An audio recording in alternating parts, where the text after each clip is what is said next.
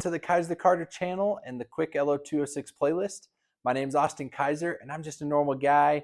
I'm new to LO206 go-karting, but I'm here to hopefully help you quickly navigate your karting journey as well.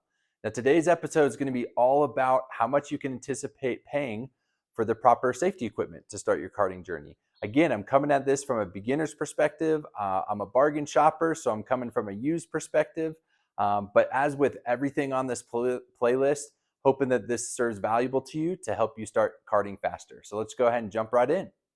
So we're going to start with the head first and the helmet. Good news is you don't have to pay $300 for a brand new helmet to get into karting.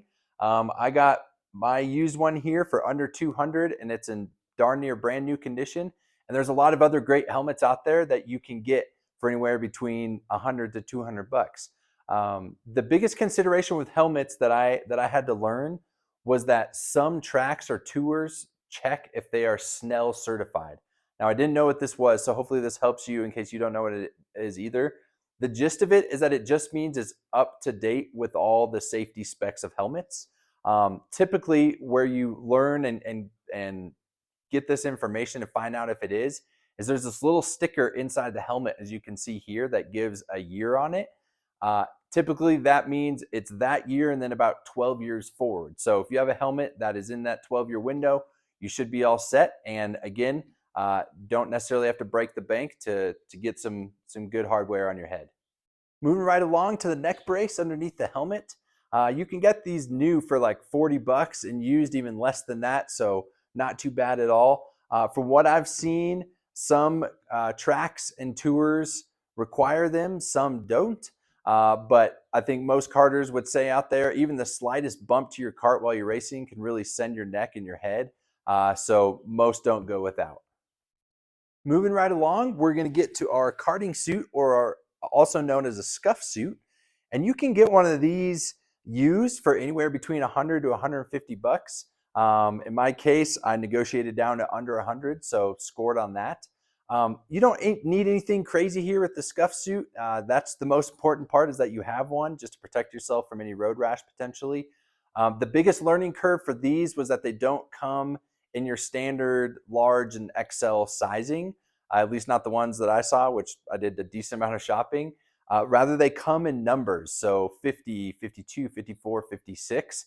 That's going to determine your sizing. If you head to the description of this video, I attached a link that'll give you a sizing chart. Next thing we're going to hit on is the rib vest, the rib protector. You can find these used for $100 max right in there, like a nice one. New, they run about $150. This is another one of a slightly kind of a driver's preference equipment item here, somewhat like the neck brace. However, again, most racers don't drive without them, just because your ribs can get so vulnerable in racing. And you hear stories all the time of guys not starting with these, and then they bust a couple ribs, and guess what? Now all of a sudden they're using them. So highly recommend from my end. And again, not too bad from a price standpoint. Next protection thing we're going to hit on is the gloves. You can find used ones from probably around $25, but new ones are only about 40, so not too bad. Biggest consideration with getting gloves is some tracks or some tours actually require you to have over the wrist gloves, which again, that's what you see most guys using. But in case you were to get some that weren't, just be aware if you're going to go to a certain track or tour, make sure you know if it has to be over the wrist or not. All right, last thing here, shoes, racing shoes. You can find used ones for anywhere from about 60 to 80. New, you're going to be north of 100, probably around 150. The biggest thing is just pedal feel. You see plenty of guys out there that are just wearing normal tennis shoes, etc.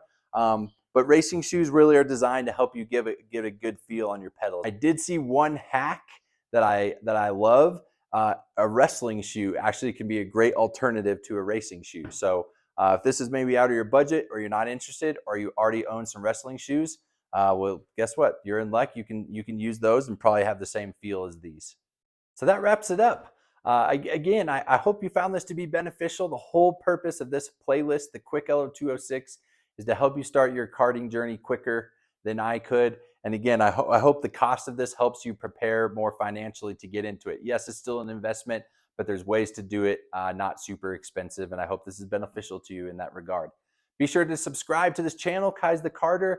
Be sure to like this video, post any questions. Again, if you have any insights or comments, be sure to throw it on here as well so that those that are getting into karting can get that information quickly. We'll see you next time.